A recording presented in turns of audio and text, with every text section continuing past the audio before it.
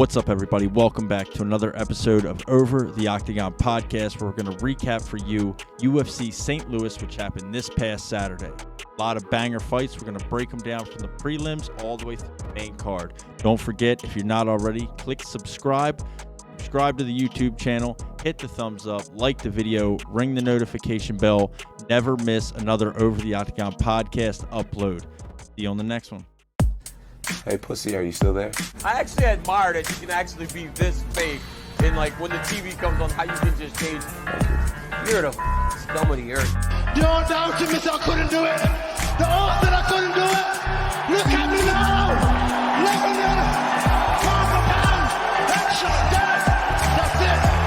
That's it. We're back, baby. We're back. UFC St. Louis, number one recorded fight night of all time, according to statistics and Dana White.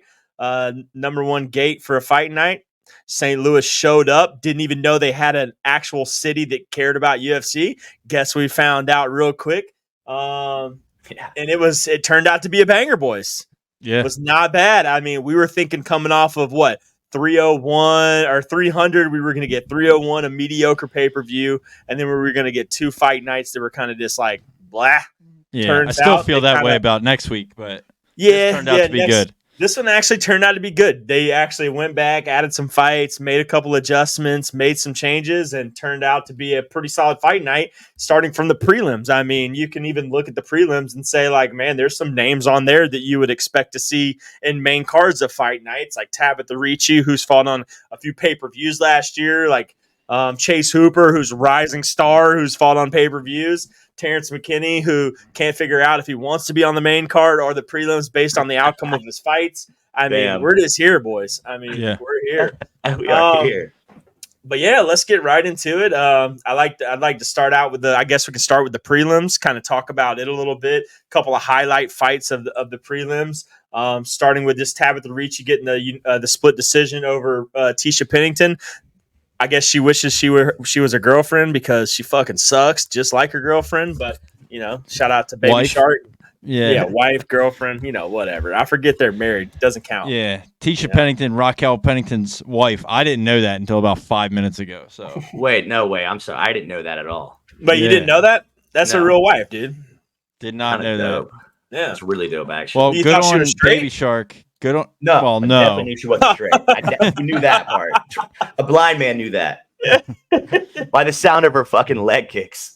But speaking of Baby Shark, though, like, has she kind of regressed a little bit? Yeah, I don't know. I don't think I don't know if she's regressed. I feel like she's kind of. I don't know. Women's MMA is so weird, dude, because there was a time last year where we were saying she's a top contender. Yeah, but she was also fighting. She was fighting no one. Yeah, So I don't know. I mean, it's like women's MMA in the UFC is like if you're in the top 3, they're good, except for bantamweight, and then everybody else is just like kind of whatever. Like I feel like you could shuffle the rankings from like 5 to 15, and it's like anybody's game. That is true. Well, enough about women's MMA. Let's get into the nitty gritty of the fight. Shout out Baby Shark. Shout out Baby Shark. We do You're fine as fuck. Happy Mother's Day. And so right after that, we have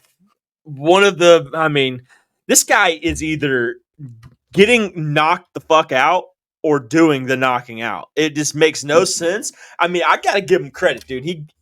As much as I get disappointed when he loses like he does, he really is like a first rounder bust type of guy. If you put him in there, he's either going to go out there and knock someone out in the first round or get knocked out in the first round. And his record just makes no sense to me. Like, his wins are crazy. His losses are even crazier. Like, he's like one fight away from being cut every fight.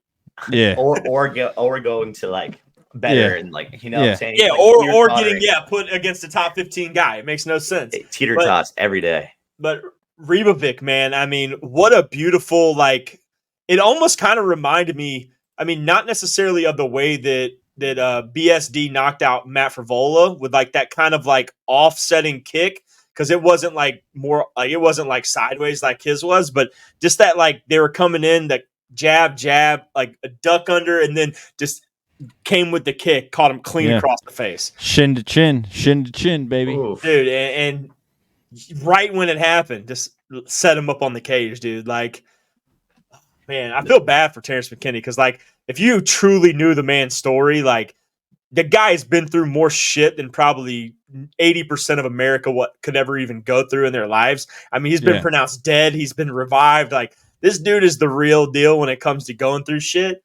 And I mean, I got to give him a little bit of credit, man. He goes out there for wars and he either gets fucking knocked out or he doesn't knock it out. So I'm curious to see what's next with him, though, because I really don't know what's next for him after the outcome of that fight. So Right. Yeah. I'm trying to see that's what's a tough next one to with come back Esteban. from. Absolutely. Yo, I mean, he looked solid. Yeah, he did. I mean, he did as good as he could have done, right? Like, he won the fight and looked as good as anybody could look. Exactly. I'm sure that got I'm sure that got a bonus, right?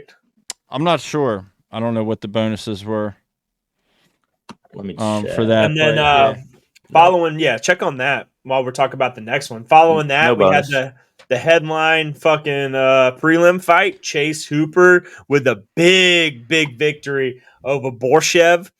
Yeah, that was dominant, bro. He looked great, dude. Just seeing him after the end of the first round, how his face was just destroyed. Chase Hooper even got a knockdown in the first round, man, and still ended up getting it. I kind of felt bad for people who had him by TKO. I saw a couple videos of people who had him by TKO, and obviously he had him pretty much finished. Ref never called the finish, and then he ended up getting ended up getting the submission. So really curious to see what's next with him, though. Like, what do you feel is a good fight for him next? Like, what do you think's next? Top 15? Like what's next for Chase Hooper? Shoot, that's tough, man. It's a stacked division, right? He's lightweight now. He's not cutting to featherweight anymore. That division's just like, I don't know. Man. It's so deep. Like, you have unranked guys that, like, he's I don't think you give him a top 15 fight yet. You don't think so? Nah, I don't think so. Maybe like 20? I think you got to give him like a guy that's like kind of in our boy Fervola's position, right? Okay. Yeah. Like, you give him a guy that's on like the fringe, like top 15? Yeah, like ranked top 15, kind of just outside of it. Ranked top 15, kind of just outside of it. I think you give him somebody like that. He wins that fight the same way or close to it, then like he pretty much cements his spot in the top 15. Then you give him, a bigger name, a Jalen Turner, a Dan Hooker.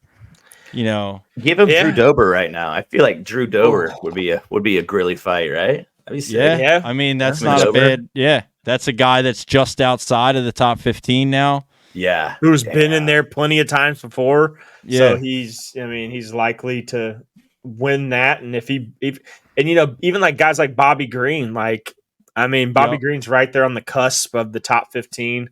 He's been around. This could be like the last fight for Bobby Green coming up. Like, we don't know how much time Bobby Green's got left. The dude's been fighting. His record just shows it. He's got 50 career fights, 50 fights or something. Fights, dude. Yeah. So, that was as dominant of a first round I've ever seen. So every judge scored that fight 10-8 from what I understand. Yep. And people were genuinely surprised that Chase Hooper didn't score a 10-7 round. Yep. It was that dominant. Oh, it would be a good one, dude. Ooh. Patty Pimlet, bro. People have been saying it. Those two fight each other. That looked like the dorkiest fight ever. I think we need Patty Fervola. That's got to happen. That right there is the fight to make. It seems like, from what I'm watching on, social media and stuff that's happening, it seems like Moicano might be the fight for Patty. Yeah, but Moicano, I don't think that should be it though. Do you think Patty deserves a top 10 fight? No, Moicano called him though. You know what I mean? It's not like Patty's calling his shot. That's the thing I hate, and it's unfortunate because fuck Patty Pimblett, but everybody's calling his name. Yeah, so at the end of the day, he can, he has the power because he has the popularity. He doesn't even hold the ranking. You have a guy that's ranked 10th in Moicano that's calling an unranked fighter out. Yeah, to me that's dumb. But he just wants the money fight, like Moicano. Big If you want a name. money fight, dude, call out like someone in the top 5. Call out Charles Oliveira. Imagine Moicano versus Charles Oh Oliveira. fuck. Like, Yeah. you want to call somebody out? Call a guy that's on a 2-fight losing streak that's still in the top 5 of the division, Still a legend. and still a legend. Like, do you think that Moicano Oliveira would be a good fight? I do. I do. Yeah, or even like a Especially after Moicano's past 2 fights, like him just he looks coming off awesome. of such a break, and he's looked great. I mean, yeah, he got dropped by Jalen Turner, but he still ended up winning the fight. You know, he did. Yeah, his ground game's good. He'd be able to. I think Charles would beat him, but that would be a good matchup. I think it would be a fun fight. But either way, I mean, Chase Hooper. Yeah, I think you give him a guy. Yeah, I like the Drew Dober thing. Honestly, I like the Dober call out. I think that's a tough lightweight. Yeah. You know what I mean? That's a really tough lightweight to kind of test your feet before you get one of these ranked opponents. Because everybody that's ranked in the 155-pound division is a killer. Agreed. For real. And then to start off the main card, according to Dana White, like, did you guys watch this fucking fight? This fight sucked. Yeah, I mean, it just goes to Like- show you, man, heavyweight grappling. Gotta love that. Oh man, I tweeted about it. I said, dude, and Rebellis Bane fraud check, got to be right. Oh, yeah. Big So much hype around this guy. The guy's like the fucking Uno Jalton Almeida reverse card. I hate it. Uno Dude. reverse card of Jalton Almeida. Like, guy swears he can only strike, can't grapple worth a shit. Jalton Almeida can only fucking grapple, can't strike for shit. Yeah. Dude. Yeah. You saw him fight Andre Arlovsky, his fight before this, and Yep. I fucking hated him. And he's not that good, dude. He's not that He great. sucks, bro. He sucks, man. His whole dancing shit, like Andre was like, fuck that. You're not even hurting me, bro. Yeah, I hated that. He was doing that shit with Rebellis Bane too. Like, come on, man. Come on, man. Like, Yeah. come It's on. just how he is, I guess. But I mean, in this, like, I mean, it was a shitty fight, but at the end of the day, like, he just fucking exposed this dude. Yeah, he did. He Big really like- did. He embarrassed him, honestly. Like, Got to it go to the doesn't- PFL, right? Yeah, honestly, he would be a big name for the PFL. Huge name. He Huge. doesn't belong here. Nah, The I hype is agree. You know? Completely gone immediately. No more. But hype. we'll see. I mean, you give him, let's see what his next fight. I mean, I don't know what his contract's like, you know what I mean? But, man, he better be going and hitting the wrestling room a little bit because that was just tragic, bro. Absolutely tragic. That's pretty bad. Tragic. And then we have another guy who's on a tear right now, man. Sean Woodson Yeah. versus Alice Caceres. I mean, Sean Woodson. I mean, and by the way, this fight was close. It was really I was good. going to say that. This fight was honestly- closer than a lot of people think. Oh, it yeah. was. That and you can see it on our screen right now. So it shows you the judges' scorecards 30, 27, 29, 28, 29, 28. That 30, 27 is the most egregious fucking score. Yeah, Like, that's the Aggressive. most. So fucked. I've rewatched this fight twice, yeah. and like, dude, I honestly feel like Bruce Leroy won. That was Yeah, my like. really? After I watched it the first time, I thought that. I watched it again, and I was like, I think he won the second and third round. I think he won the second and third round too. I was just going to say that. I think he lost the first round, and Yeah. then about a minute and a half into the second round, he won the last 3.5 minutes of that round. in I my agree. opinion. I agree, but either way, I mean, dude, these guys, both of them, it was a good fight. Sean Woodson, dude, his boxing and just his striking in general is so clean. Like, yeah, and he's I said so he's fast. going to be a guy that's hard to beat, man. He's like- so tall. Yeah, he's He's so long. so long, like, and he's good. He is good. So, like, for a He's very featherweight, dude, he's like twice the size of Ilya.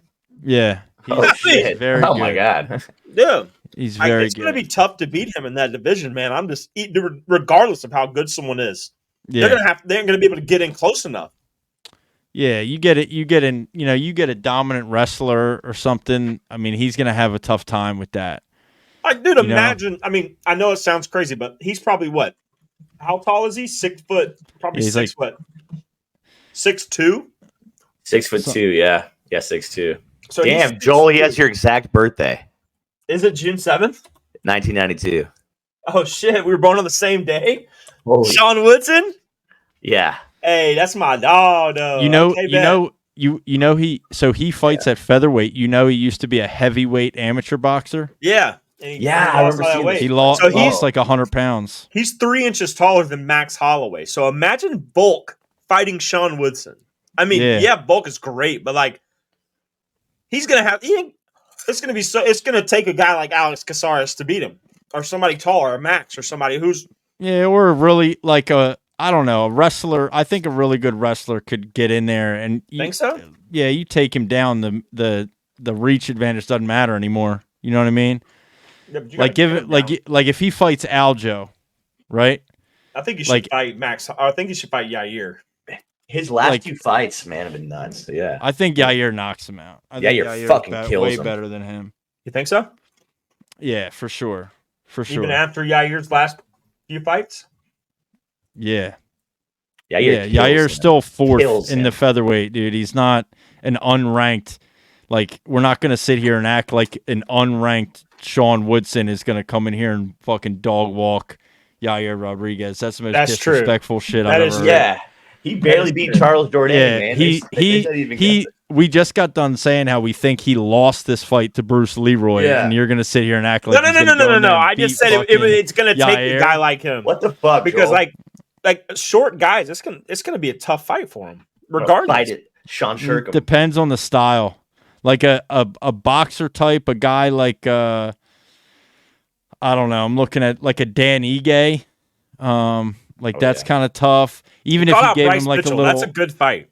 You got up Bryce Mitchell. Hey, he might fuck Bryce Mitchell up. I mean, Bryce Mitchell's number 12, right?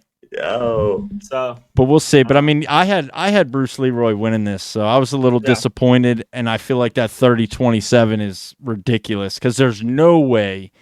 I don't see how there's any way he won the 5th round at all. Like. That was hometown judges. He's from St. Louis. St. Louis, yeah. So you might be right. I don't know. I don't know. But either way, both of the guys are good. Good I love fight, the fight, man. So, and then next fight on the card, Diego Ferreira and then Rebecca. Rebecca came in as the heaviest favorite on the card, only to get beat by a 39-year-old. Yeah. Who literally almost got knocked out in the first round and ended up beating the shit out of this guy. Yeah. I mean, good shit, man. Shout out to Diego Ferreira.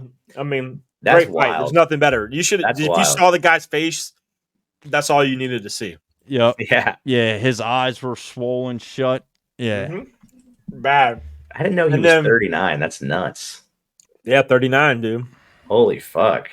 And then the next fight on the card, we can talk about it for as long as it lasted because it was about the dumbest shit I've ever seen in my life. Alonzo Manifeld came in like the damn water boy, running in like he was going to fucking knock somebody out.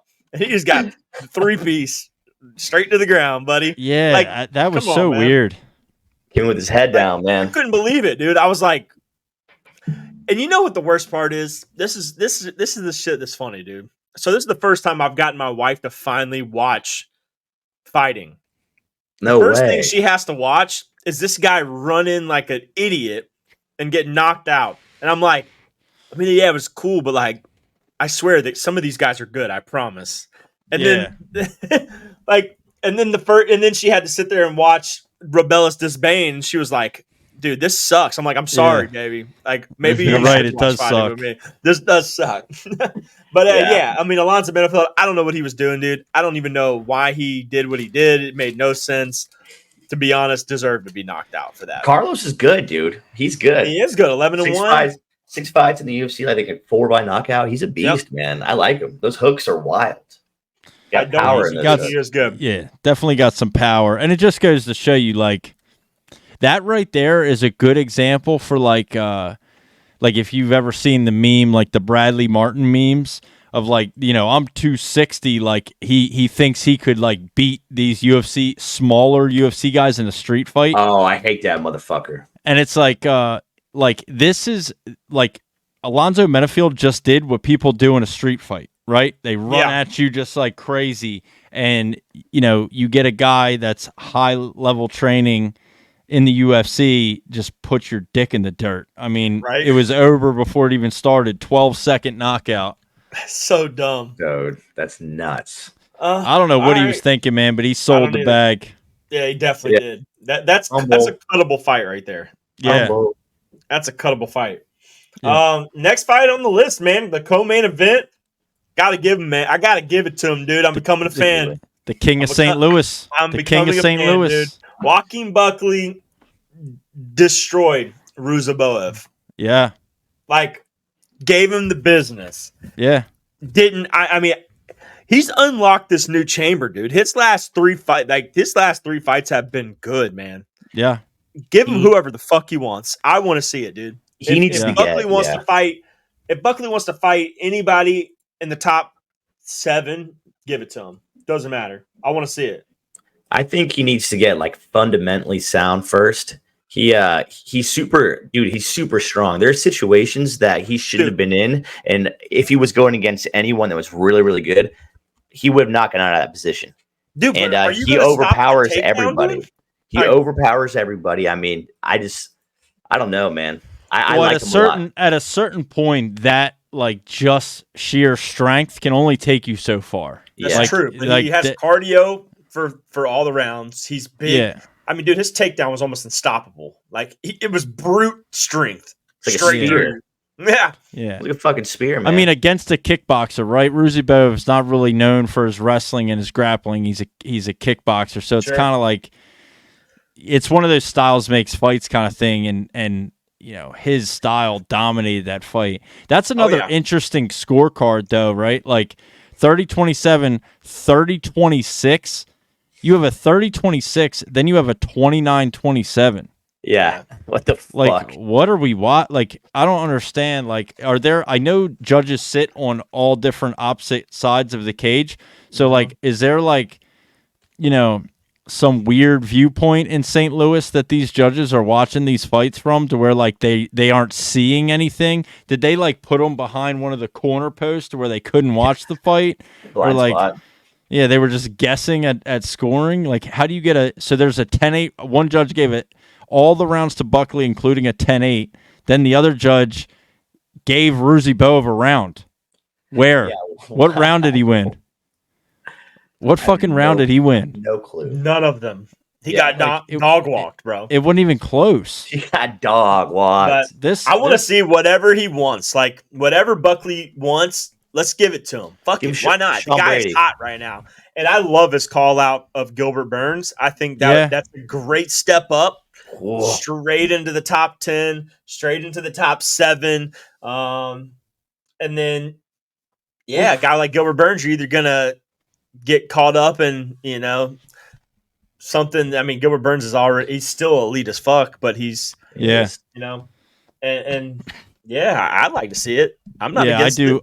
I like that. I liked even the Sean Brady idea that Nick just put out there. I think that's awesome too. Be a good fight. Especially with Sean Brady's grappling. Yeah, right? You know, that would you know, but I mean Gilbert Burns is kind of the same way, right? So it's kind of like I think it's either one of those, man. But he called out Gilbert Burns. Obviously he called out McGregor in the post-fight press conference. But then they asked him, you know, afterwards, like a realistic call out. He mentioned Gilbert Burns. Yeah, I like it. Give it to him. Fucking give it to him. I do too. I want to see it. I think we're going to see it. I think we may see it at towards the end of the year. Yeah, I love that. That's sick. But shout out to Buckley, man. Yeah, King of St. Louis, baby. King of St. Louis now, brother. Let's go, bye. And then the heavyweight main event, baby. I mean, as much as you want to say you hate heavyweight main events, if it's Derrick Lewis, there's an exception because the guy's just going to do what he does best, and that's just be himself. Like, I don't know if you heard, and I had to point this out to my wife, his coach, what he said in the corner at the end of the third round or the end of the second round. He said, he's like, dude, just go out there and knock him the fuck out. No way. Yeah. That's what he said to him. He was like, And basically he's like, all right. And then he went out there and knocked him out in the third round. Yeah, he did. Derrick Lewis, and man. then he proceeded to take his cup out, throw it at the commentary station, Yep. turn around, moon the crowd, Yeah. like pants his opponent, like fan off his opponent after He knocking did do him that. out. I thought that was wild. Yeah, took off his pants, took his shorts off, and then his fanned him opponent with off. him. Yeah, that was crazy. That's nuts. Yeah, Dude, that's and so then crazy. proceeded to take his cup out, and then proceeded to throw it, and then dude, moon the crowd, like that shit was funny. Yeah, Derrick Lewis is a national treasure. He is. He should be protected at all costs, no matter what. And the He's an best part is absolute A1 Dana White. personality. Dana White is all for whatever Derrick Lewis wants. Derrick Lewis gets. He loves Derrick Lewis. Whatever he wants it. Let's get it. Right. I mean, you can't go wrong. You gotta love Derrick Lewis. And he's like, I'm getting too old for this shit, brother. You've been fighting for a hot minute. I bet you are. Yeah, he's 39, or how old is he? 39. Yeah, he's old. 39. Yeah. So I mean, but he's still good. He's got the most knockouts in UFC history, right? Yep, I believe so. Especially with Matt Brown retiring. Matt Brown was the other one that was kind of like right there with Derrick Lewis. Yep. But Matt Brown hadn't fought in a little bit. His last fight he won by knockout, I think, and then now he retired officially.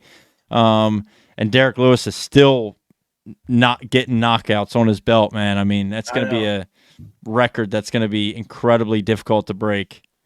Yep. Well, since we're talking about Derrick Lewis, I guess it's the perfect time to transition out of the fight card into Derrick Lewis's post-fight interview where he said that he wants to give the WWE a try. Okay. Imagine And Dana said, "Sign him up. I'm all for it." Would he tag team with Rikishi and give people the stink face? You know he would. So he got asked. He said, "If you do go to the WWE, like, are you gonna wear a costume or whatever?" And he was like, "I'm gonna wear the same style as the original Gold Dust." Yeah. Dusty Rhodes. Yep. He was like, "I'm gonna dress up like the OG Gold Dust, dude." Yeah. I was like, "Oh my gosh, dude, that would be awesome." He'd be great out there. Derrick the Black Beast Lewis in a bunch of glitter and gold. He could just be called the Black Beast, and then just go out there and glitter and spray paint. Yeah, fucking do whatever he wants, dude. That shit would be hilarious, bro. I'd watch every single event. Yeah, that Derrick for Lewis sure. was on if he did that. Incredible. But yeah, so now that we just finished up a fight night in St. Louis, I guess it's a good time to bring up what also was said after the fight. That Dana White is ready to get out of the Apex. He was speaking very highly on not having any more Apex cards this year or ever, kind of transitioning out of the Apex and only doing events in home states, which is great for possibly Atlanta. You never know. Philly, we may be getting some cards in our states, boys. It's possible. Yeah. Yep. But yeah, I mean, he said it, and he seemed pretty serious about it. Like he didn't kind of hesitate. He was like, "Yeah, we need to get out." I mean, I think especially after you have an event like that you mentioned earlier broke the fight night gate record. Yep. So obviously you saw them dollar signs, brother. Crazy popular event. I mean, the fans and media people have been calling for less of Apex. Nobody wants that shit, man. Yeah, and how terrible would this card have been if it was in the Apex? Like, if he was smart, hit the same. If he was smart, they would only host Power Slap there. Like, turn that into like the Power Slap arena, and if there's like a massive, because they were also talking about like in the future, are we going to ever see like Friday night Slap, Saturday night UFC, and Sunday night WWE, like a how it used to be back in the day, event. Like 3-day things. And he was like, absolutely, that's already in the work. We have dates set to do that, like back to back to back. Yeah, it's hard. That's gonna be awesome. So like that's freaking sick, dude. Yeah. So leave the Apex to Power Slap. Yep. Use the UFC to travel the world. Yeah. And then do WWE, maybe like NXT or something small, like small end events in the Apex, or you can have. They have their own. They have all their own facilities and stuff though. Like they don't even need the UFC stuff. Like Dana White Contender Series in the Apex, and then do Ultimate Fighter in the Apex. Like there's so much that can be utilized, except for having fight nights in it. Yeah. Well, and he So- mentioned like that's how the UFC got started, right? Like, they didn't just go to Vegas and Exactly. New York and Atlantic City like all the big boxing promotions and other fighting promotions did. They went to like all cities. Sure. And so like, he talked about wanting to get back to that. I mean, they're going to Saudi. They're going to Abu Dhabi again, Saudi Arabia. Yeah. Manchester. Obviously the thing in Spain is going to be Spain, something that they need to massive. figure out. They've been to Australia. They're going back to Australia, to Perth in, I think, August. I mean, it's all good. Even around here, though, like even fights in the United States, right? Like within our country, and you do more like, they did the UFC Charlotte last year. It was awesome. You do Charlotte, St. Louisville. Louis, you do Atlantic City, you do all these other cities. It's going to be great. Spread it out. They did like the year Sure. before that. They did like Jacksonville, and they've done a couple different places. Texas, they did. Austin. Austin, yeah. Yep. So I mean, get out of the Apex, dude. The events and cities are great. I would love for them to come to Atlanta. Maybe do it at the fucking. I mean, they'd probably do it at State Farm Arena. I would, if I had to guess. That'd be where they'd do it at. Yeah. That's all good stuff, man. I can't. That's good. That's good news to hear. That's what people have been wanting to hear. So, love that. And then we'll just kind of keep the trend going with this press conference. I mean, he talked about a bunch of shit. He did mention it's kind of unfortunate to hear, but I guess it's going to be cool to wait for this. He said the Sphere, the International Fight Week in the Sphere, is only. Well, that's the Mexican Independence Day. Yeah, Independence Day. So It's a one and done. Yeah. So like they're never going to go back to the Sphere again. It's a one-time deal with the owners of the Sphere. Like they had to make it he had to get a fight for it. So he was like, it's going to be the biggest fighting event of all time. Is basically what he said. Maybe not with the fights, but the pay-per-view itself leading up to it, everything. Like I'm sure that whole event is going to be that place. Like, I don't know if you guys have seen those like videos from inside that place and stuff. That place is insane, man. It's going to be wild. Yeah. It's going to be awesome. I'm curious to know how many it sits. The ticket prices are going to be outrageous. Yeah. Well, and I think that's probably has to do with why it's a one and done. I bet you it's absurdly expensive for them. I bet the cheapest prices are probably going to be like $3,000. Yeah, it's going to be really expensive, I think, for them to even rent that venue or do something in that venue. Especially They're not going to be able to so sell as many too. tickets. Yeah. Yeah, but he said he was going to do it, so he's going to do it, Oh, they'll be awesome. It'll sell out. Oh yeah. Easily, dude. Yeah, it's going to sell out 100%. Yeah, especially there's so many rich people there, dude. Well, and especially like, dude, you think about it's kind of same thing. Keep the news going, right? Like the Conor McGregor Michael Chandler is already over $20 million for the gate of that fight. Yep. Those tickets, you can't even. The cheapest ticket there is like $5,000. I think it was like $1,800. Not anymore. That's what I'm saying. Like not any. Like it's like insane, dude. And it's gonna and that's gonna like that's sold out. The king is back. Yeah, the king is back, dude. I mean, it's gonna be great. You can't even like. That's gonna be absurd, bro. That's gonna be absolutely absurd. Do you think they'll put a title fight on that card? I don't know. I feel like I said it last year they weren't going to, but like then the kind of the hype around it kind of fell off a little bit, and then now it's kind of picking back up steam again. Yeah. So. Well, man, that's tough. I feel like you have to main event International Fight Week, as big an event as it is, but like to open a whole new division. He is that big of a draw, though. He is. You know? Yeah. Fuck yeah. He is. If there's anybody that could sell out an entire arena, sell more pay-per-views than anybody else, and it not even have a title attached to it, it's him. I don't think there's anybody else that could do that. No, not at all. Like that's why, like people, like when Sean O'Malley says he's going to be like the next Conor, like I feel like he's not even close, regardless if he wins double champ status. I just don't think he's that close. Like I don't think anybody's that close. If there should be like such a different time now. Yeah. So, but let's see. Any other news that I missed? I think there was like one or two things, maybe. John Stipe is the fight still. It's not changing. Dana's still stuck on it. John Stipe looking like it's going to be at in late this year, right? Yeah, he said, probably Madison Square Garden. So it's not going to be until November. November. So John Stipe, November. I mean, I don't know. That whole thing is a mess. This year, Aspinall's going to have to fight someone in between time. Yeah, has to.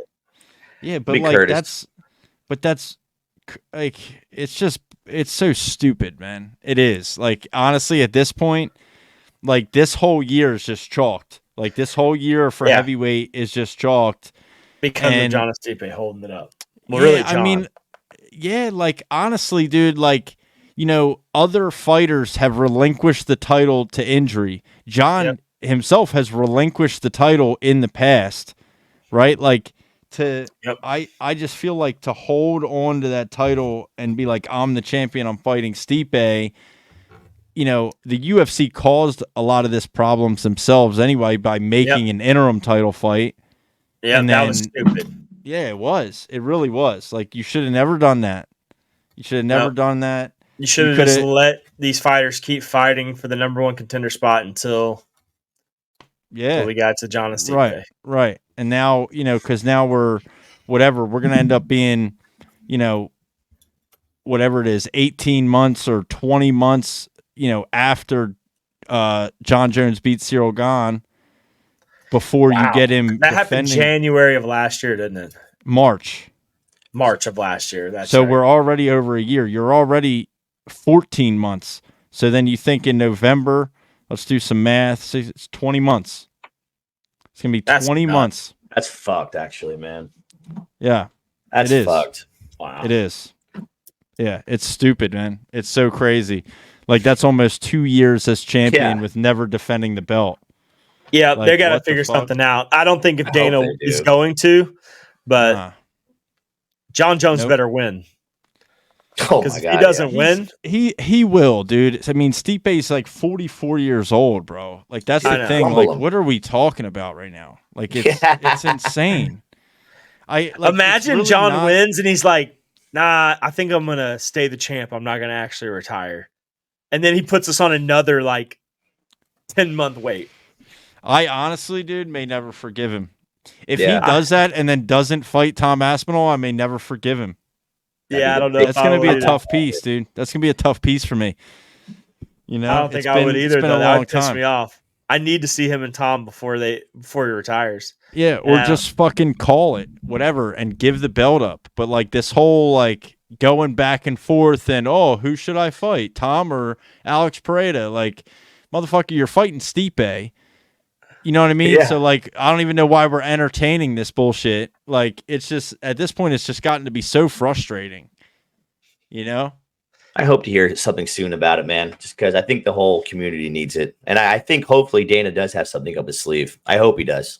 I don't think so, man. I don't either. I think it's Stipe John in November at Madison Square Garden. That's fucking whack. So. Yeah. I mean, dude, he's another Connor, man. I mean, he's considered the GOAT of martial arts, dude. I mean, he did so much for Dana's business. There's no way Dana's going to be like, he's giving him a insane amount of grace and to kind of just let him do whatever he wants. No. Yeah. So, fuck. But unfortunate, man. But other than that, man, I don't really have anything else. I know you mentioned we had pictures of Conor McGregor in the booth, possible diss track recording. We don't really know. So we'll have to stay tuned to see what that's about. Whatever it is, it's going to be hilarious, I'm sure. He did an intro for the Drake beef. Yeah, maybe. That would be funny, actually. He's like, Kendrick, what's up? Fuck you, Kendrick. And then, boys, we are officially a week and a half from Cage Titan 65, where we will be in attendance, traveling from Georgia and Delaware for Cage Titan 65. See Joe Giannetti, Andrew Valdina, see a bunch of the boys. It's gonna be a good time. I hope Joe Poirier gets a fight, man. I know. That'd be it's awesome. kind of like, I don't know what's going on with that, but yeah, hopefully they're still looking. Hey, hopefully they so can where get we something. sitting at, Merc? Front row, baby. We sit front row, baby. Front row. Hold on. Let's do the unveiling too. Front row. Let's go. Front row. Hold up. Wait a minute.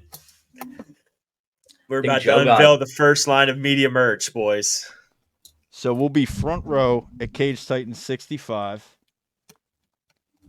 Rooting on the boys. We got the fresh Over the Octagon Nike polos coming in hot. A fish. Let's go. That thing's fucking clean, dude. I cannot wait. OTO Media, baby. We're the boys here. Are going to be about that business. I'm doing curls every day till then, bro. Well, you did get a fucking small. You did get a small, yeah. I don't understand that, but you look a lot bigger than a small, but I guess I'll find out May 24th. Nasty's going to have that shit tucked in. He's going to have some, like, plaid, like, tight-ass pants on with some fucking Dockers. Exactly what I'm wearing, Joel, so fuck off. Hell yeah. Throwing kicks. Yeah, boy, here we go. 1.5 weeks. Cage Titan 65. The OTO crew is making their first drop on a fight event, and it's one of our favorite organizations out there, you know, so we'll be there. We'll be inside you, Plymouth. I'm finna come in there and crash you like the Rock, dog. You know what I'm saying? Absolutely, man. And I'm actually going to wear plaid pants now. That's a good idea. You know, that was my rap, dude. Like a little play off of Plymouth Rock, you know? Okay. Yeah, we call it. Yeah. No, Nick didn't catch it at first, dog. He was too worried about the real Rock, you know, coming in there like the bald Rock. But yeah, boys, that's it, man. That's all I got for you. Nasty, you got anything? Man, happy retirement, Matt Brown. You were one of the fucking dopest to do it, dude. True. That's true. Good call out. He's a fucking badass. Good call out. Second most knockouts, maybe ever. What a beast. Yep, absolutely. Shout out. I hope Laura Sanko had a wonderful Mother's Day. Oh, I'm sure she did. Oh, my God. All right, let's get off of here before we... Yep. We got to get out of here, boys. Hey, we'll catch you on the next one next week. Peace. Peace.